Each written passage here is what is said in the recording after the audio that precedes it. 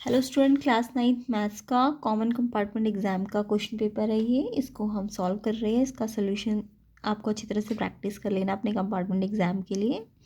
तो स्टार्ट करते हैं। तो देखिए, सबसे फर्स्ट क्वेश्चन सेक्शन ए में है, फैक्टराइज करना था। तो फैक्टराइज करने के लिए आपको देखना, ये एक्सपेंडेड फॉर्म में है ना, तो इसको आपको देखना है कि किस आइडेंटिटी से निकल के आया है। तो सबसे पहले देखो, 9 ए का स्क्वायर है। अब ये ए पे स्क्वायर है, 9 पे थोड़ी ना स्क्वायर है। तो 9 किसका स्क्वायर होता है? तो 9 होता है आपका 3 का स्क्वायर। तो आप इसे ब्रैकेट में लिख सकते हैं 3 ए का स्क्वायर। ऐसे 49 बी स्क्वायर को 7 बी का स्क्वायर लिख सकते हैं, क्योंकि बी पे स्क्वायर है, 49 पे थोड़ा है। तो ये 7 बी का स्क्वायर, सी का स्क्वायर। तो आपको इससे क्या होगा, ए बी सी मिल जाएंगे, ए का स्क्वायर, बी का स्क्वायर, सी का स्क्वायर। तो अब आइडेंटिटी में आगे क्या होता है, 2ab। तो 2 इंटू ए इंटू बी, यहाँ सी नहीं आएगा, ठीक है। 2 इंटू ए इंटू बी। फिर क्या होता है, 2bc। फिर क्या होता है, 2ac। तो ए तो आपने बी और सी मालूम कर लिया, तो ए बी रख लो यहाँ, बी सी रख लो यहाँ से देख के, ठीक है। तो अब जब आप इसे मल्टीप्लाई करके देखोगे ना, तो यही आ जाएंगे, है ना। बस ये साइन जहाँ जहाँ माइनस है ना, वहाँ पे आपको ध्यान देना। देखो, इसमें और इसमें माइनस का साइन है, तो इन दोनों में क्या चीज़ है जो एक जैसी कॉमन है। तो ए यहाँ भी और ए यहाँ भी है, यानी जो ए वाला जो टर्म है वो नेगेटिव होना चाहिए, क्योंकि ए वाले में माइनस है ना। तो जहाँ जहाँ ए आया आया है वहाँ पे माइनस का साइन लगा देना, ठीक है। तो अब आप इसे मल्टीप्लाई करके आंसर निकाल के देखो, तो यही आ जाएंगे, ठीक है। तो इससे हमें क्या होगा, ये एक्सपेंडेड फॉर्म में हमें करेक्ट आइडेंटिटी पता चल गई। A square b square c square plus 2ab plus 2bc plus 2ac। तो इसकी आइडेंटिटी क्या होती है, ए प्लस बी का whole square, a plus b plus c का होल स्क्वायर। तो ए के प्लेस में क्या रखोगे, 3a माइनस का, बी के प्लेस में 7b एंड सी के प्लेस में सी, उसका होल स्क्वायर। या फिर आप इस क्वेश्चन में ऐसे भी कर सकते थे कि आपको दिख रहा है ना, ये दोनों तो माइनस के है, बट ये वाला प्लस का है ना, यानी कि बी और सी है ना यहाँ पे। तो जो प्लस का है वहाँ पे बी और सी है, तो बी और सी वाले टर्म्स को ना आप नेगेटिव ले लो। तो ये जहाँ जहाँ बी आया है और सी आया है, वहाँ पे तो नेगेटिव साइन ले लेना। तो ए वाला पॉजिटिव लेना है, फिर ए वाला पॉजिटिव लेना। तो ये पॉजिटिव हो जाएगा और ये नेगेटिव, ऐसे ये भी नेगेटिव और ये भी नेगेटिव। और ये तो पॉजिटिव हो जाएगा, बट ये कैसा हो जाएगा, नेगेटिव हो जाएगा, क्योंकि बी और सी में पॉजिटिव है। तो यानी बी और सी दोनों को आप नेगेटिव साइन ले लो। तो जहाँ जहाँ बी और सी आया होगा वहाँ नेगेटिव दे देंगे। तो देखो यहाँ पे क्या होगा कि ये प्लस का है और ये माइनस का है, तो ये एक माइनस है तो यहाँ माइनस साइन आ जाएगा। बट यहाँ दोनों माइनस के, तो ये कैसा साइन आ जाएगा, प्लस का। तो यानी कि आइडेंटिटी तो यही बनेगी, बट यहाँ पे ए तो 3a पॉजिटिव होगा, 7b माइनस सी का होल स्क्वायर। तो ये भी इसका आंसर हो सकता है, ठीक है। नेक्स्ट क्वेश्चन नंबर इसका चॉइस वाला था। इफ़ x प्लस 1/x 5/2 है, तो आपको ये वैल्यू फाइंड करनी थी। तो इस वाले क्वेश्चन में हमें क्या करना होता है, जब भी ये दिया हो और इसके स्क्वायर का सम निकालना हो, तो हम क्या करते हैं, इसका ना स्क्वायरिंग बहुत साइड कर देते हैं। इस पर भी होल स्क्वायर लगा देंगे और इस पर भी लगा देंगे स्क्वायर। तो इसका होल स्क्वायर लगाएंगे जब, तो आइडेंटिटी खुलेगी ना, ए प्लस बी का होल स्क्वायर की फॉर्मूला, ए का स्क्वायर बी का स्क्वायर प्लस 2 इंटू ए इंटू बी। ए तो आपका ये होगा और बी ये होगा, तो इस पर तो क्या लगा दिया, होल स्क्वायर लगा दिया ना। तो ए इसका स्क्वायर प्लस इसका square plus 2a into B, ठीक है, इक्वल्स टू इसका भी स्क्वायर करोगे तो इसका भी स्क्वायर हो जाएगा, इसका भी स्क्वायर हो जाएगा, 25 और 4। अब आपको पता है एक्स और 1/x मल्टीप्लाई में ऊपर नीचे कट जाएंगे, तो ये +2 जो है हमें तो निकालना ये है, तो ये +2 यहाँ के -2 हो जाएगा। और फिर एलसीएम ले लो, 4 और 1 का एलसीएम 4 आ जाएगा। 4 यहाँ ऑलरेडी है, तो यहाँ 25 एज इट इज़ आ जाएगा। यहाँ 1 है, 1 में कब आता है, 4 2, 1 पे 4 4 पे आता है ना, तो ऊपर वाले को 4 से मल्टीप्लाई करना। तो 4 2 जा 8 हो जाएगा। जहाँ 4 है, 4 में 4 1 पे आता है, तो इसको 1 से मल्टीप्लाई करना, तो ये 25 ही आ जाएगा। 25 माइनस 8 कितना होता है, 17/4। तो इसकी वैल्यू आ जाएगी आपकी 17/4, ठीक है। तो जब भी ऐसा क्वेश्चन हो और ये निकालना हो आपको, तो स्क्वायरिंग करनी होती है, ठीक है। तो +2 होगा तो यहाँ के -2 हो जाता है, और अगर यहाँ माइनस लगा हो तो यहाँ -2 आ जाएगा, तो यहाँ के प्लस हो जाता है, ठीक है। नेक्स्ट क्वेश्चन देख लेते हैं। ये आपको फिगर दिया हुआ है, सर्कल बना हुआ है, और इसमें क्या बोला है कि O is the centre of circle. O क्या है, सर्कल का सेंटर है, और A O B angle 60 degree है, और प्रूव करना है ओ ए सी प्लस ओ बी है 90 डिग्री। तो देखो करेक्ट इसका सर्कल देख लेते हैं। तो ओ सेंटर है, और ये सेंटर से ये जो जाएगा ये डायमीटर हो जाएगा, यानी कि बी सी डायमीटर हो जाएगा। ये ए ओ बी एंगल 60 डिग्री दिया है। आपको क्या फाइंड करने को बोल रहे हैं, आपको प्रूव करने को बोल रहे हैं कि ओ ए सी और ओ बी का सम 90 डिग्री होना चाहिए। ओ ए सी यानी कि ओ ए सी यानी ये वाला, और ओ बी ए यानी ये वाला। तो इसको अगर हम डायग्राम को बनाएं क्वेश्चन को, तो देखिए ये बी सी क्या बन जाएगा, डायमीटर बन जाएगा। और ये एंगल तो आपको दिया ही हुआ है 60 डिग्री, है ना। अब अगर ये डायमीटर है तो आपको एक सर्कल में प्रॉपर्टी बताओगी, डायमीटर पे जो भी एंगल बनता है सर्कल पे, डायमीटर से होके जो एंगल सर्कल पे बनता है वो 90 डिग्री का होता है, ठीक है। तो एंगल सी ए बी जो है वो कितने का हो जाएगा, 90 डिग्री का, क्योंकि डायमीटर पे ये एंगल सर्कल पे बना है तो ये 90 डिग्री होता है हमेशा। तो अब आपको ये एंगल 60 दिया है और आपको बोला कि 2 और 3 ये ओ बी ए और ओ ए सी का सम, यानी 2 और 3 का सम आपको प्रूव करना है कि वो 90 आना चाहिए, ठीक है। 2 और 3 का सम 90 आना चाहिए। 2 का नाम ओ बी ए और ओ ए सी है, तो हमने शॉर्ट नेम दे दी यहाँ पे 1 2 3। तो अब आपको दिख रहा है पूरा ट्राइंगल तो 90 डिग्री का है ना। तो यानी कि 1 और 3 का सम तो 90 डिग्री होगा, है ना। आपको क्या करना है, 3 भी निकालना है और 2 भी निकालना है और फिर इनका टोटल करना है। तो 2 तो आपका इजीली इस वाले ट्रायंगल से निकल जाएगा। कैसे, आपको पता है ये भी रेडियस है ओ ए और ओ बी भी रेडियस है, तो ये दोनों रेडियस इक्वल होंगी रेडियस। तो अगर सामने वाले रेडियस इक्वल है तो सामने वाले एंगल भी इक्वल हो जाएंगे, यानी 1 और 2 भी इक्वल हो जाएंगे, है ना। जब सामने वाली साइड इक्वल होती है ट्राइंगल में तो उनके सामने वाले एंगल भी इक्वल हो जाते हैं। ये ट्राइंगल की प्रॉपर्टी होती है, ये अगर इसके इक्वल है तो ये एंगल इसके इक्वल हो जाता है। तो ये दोनों को हमने x मान लिया 1 2 को, है ना। तो अब ये ट्रायंगल ले लेना ओ ए बी, इसमें ये प्लस ये 180 होता है, तो ये दोनों तो x है तो ये 2x आ जाएगा, 180 माइनस 60 120, और फिर 2 यहाँ जो 2 है वो डिवाइड होके 60 आ जाएगा, ये है ना। तो x मतलब ओ बी ए, एक्स को हमने 1 या 2 माना था ना, तो ये क्या हो गया ओ बी ए हो गया, ओ बी ए हमारा निकल गया, x है वो। तो कितना आ गया 60 डिग्री, तो एक एंगल तो हमें मिल गया ये वाला। अब हमें ये वाला निकालना है, तो हमें पता है ये पूरा 90 है, ये पूरा कितना है 90। तो बी ए सी हमारा टोटल मिला के 90, और वो किससे बना है 1 और 3 के टोटल से, है ना, 1 और 3 के टोटल से। तो 1 तो हमने मालूम कर लिया 60, तो 3 कितना आ जाएगा 90 माइनस 60 कर दो यहाँ प्लस है तो वहाँ माइनस हो जाएगा 30 आ जाएगा।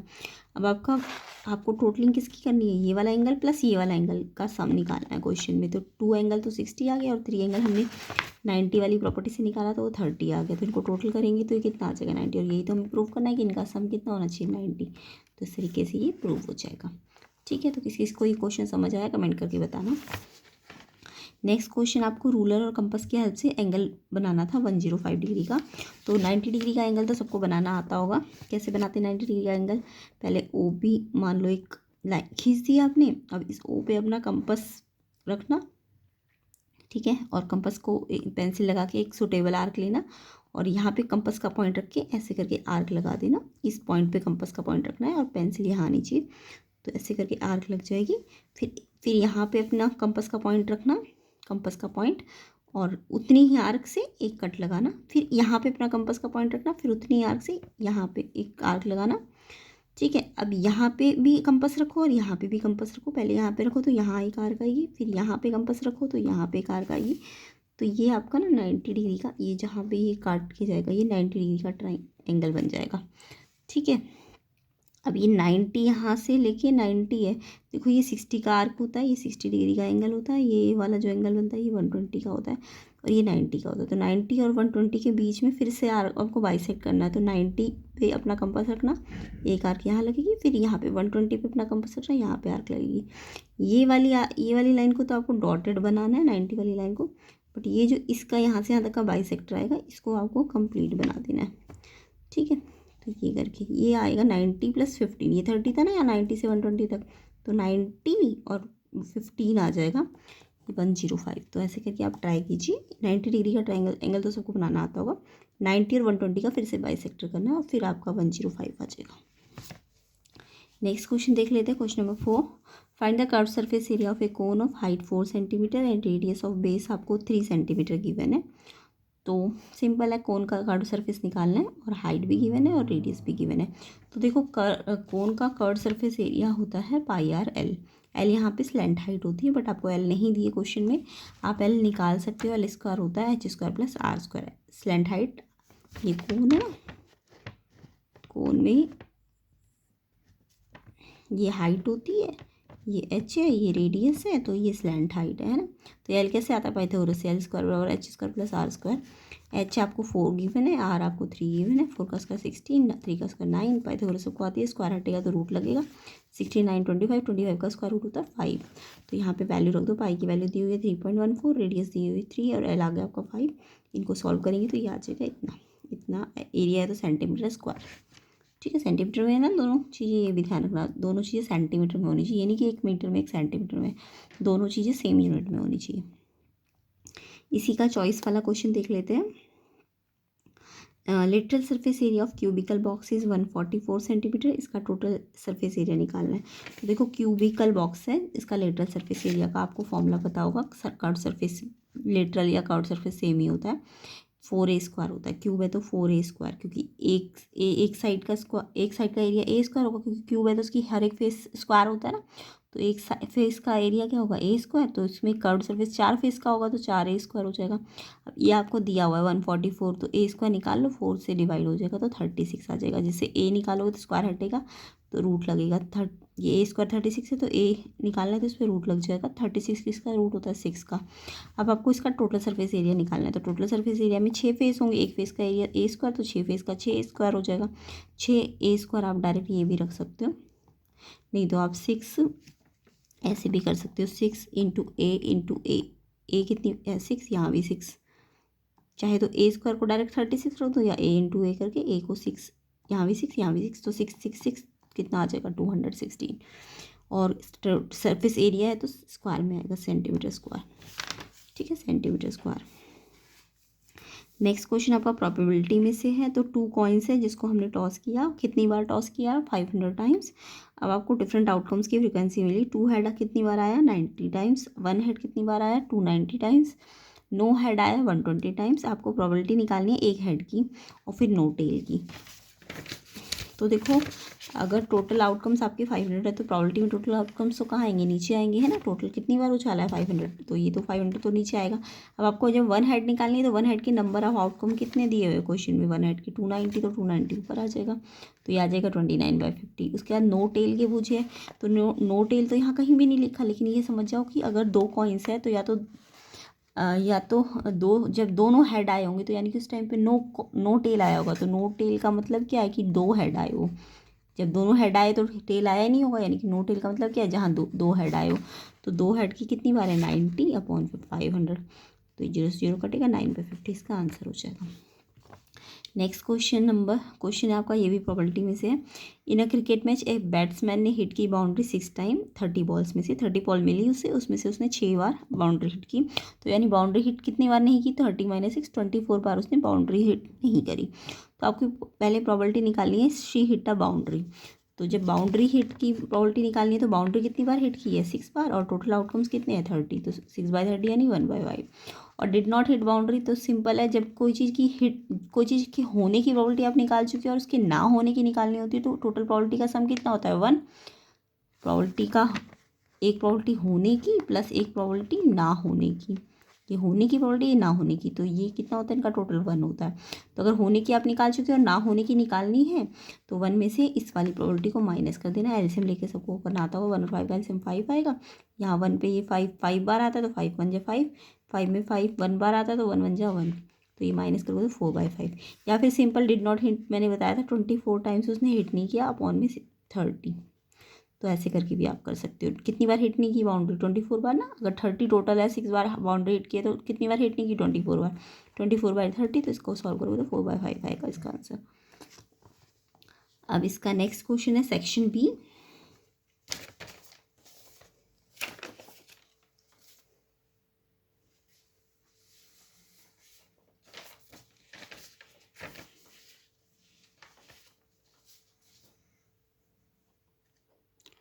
तो देखिए सेक्शन बी का क्वेश्चन नंबर 7, सिंप्लीफाई करना है 2x - 5y का whole cube minus 2x + 5y का होल क्यूब।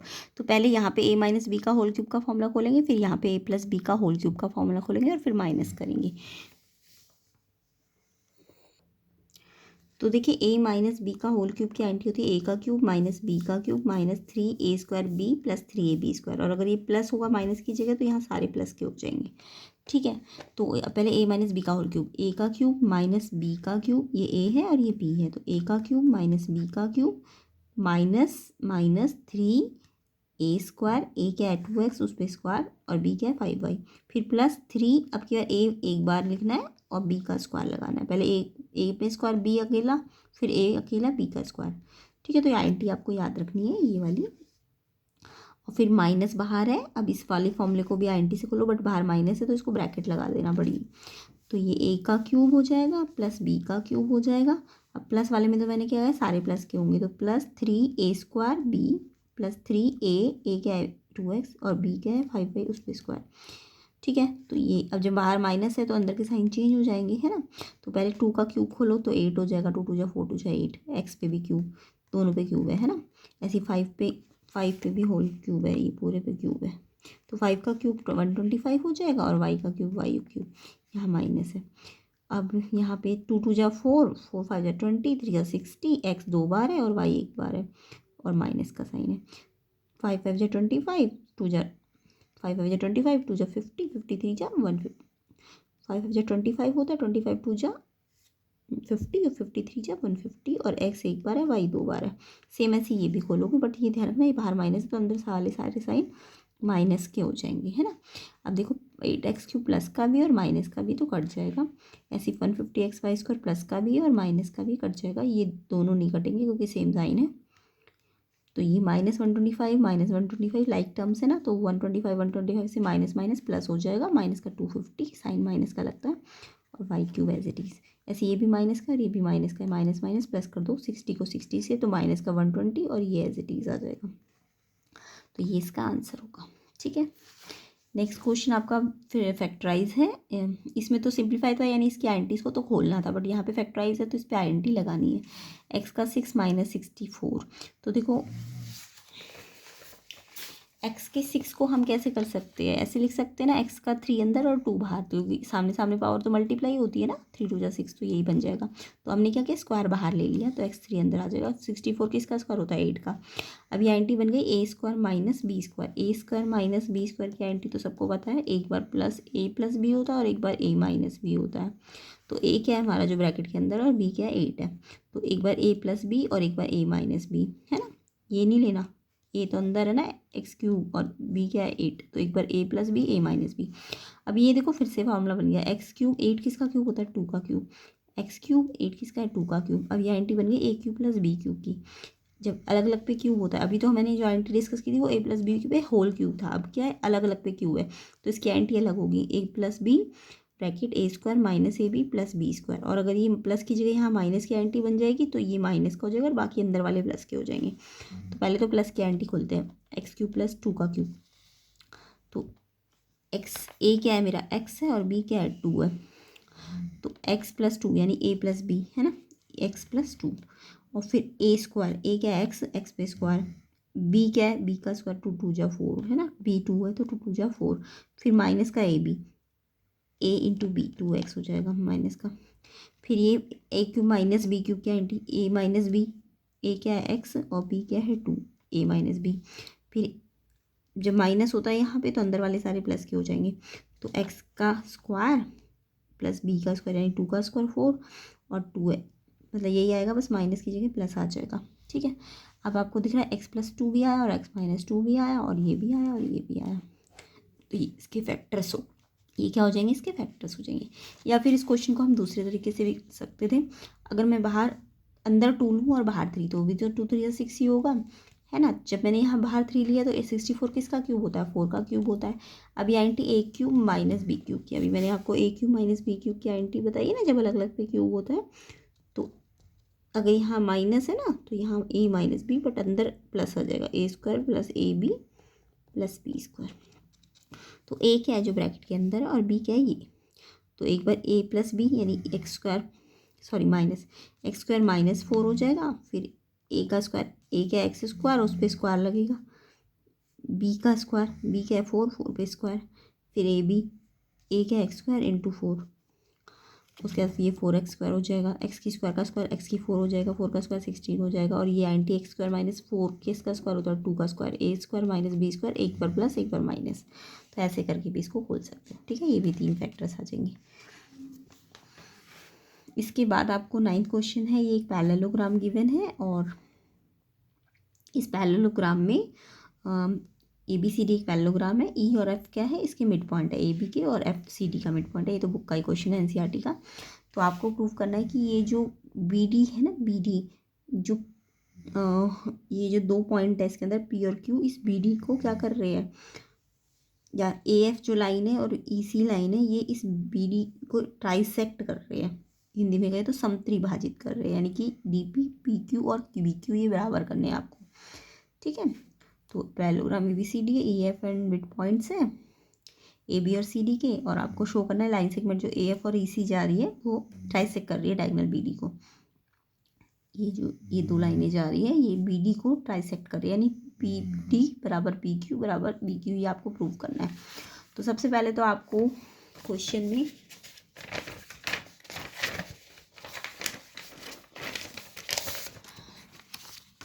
ए B C D parallelogram given है, पहले तो इसे ऑर्डर में लिखना ए बी सी डी, ऐसे नहीं ए बी यहाँ लिख दो सी डी ऐसे लिख दो, नहीं ए बी सी डी। ठीक है, अब आपको ये डायगोनल दिया हुआ है और उसके अलावा ये एक लाइन मिला दी, और ये और एफ मिड पॉइंट है और ई बी मिड पॉइंट है। तो हम बोलेंगे ई और एफ मिड पॉइंट है, ई तो ए बी का मिड पॉइंट है और एफ सी डी का मिड पॉइंट है। अब आपको पता है अगर ये पूरा बड़ा वाला एक पैरेललोग्राम है तो पैरेललोग्राम में क्या प्रॉपर्टी होती है, ए बी बराबर सी डी होता है ना, पैरेललोग्राम की अपोजिट साइड बराबर होती है, ए बी बराबर सी डी। तो अगर ए बी सी डी के बराबर तो इनके हाफ हाफ भी बराबर होंगे।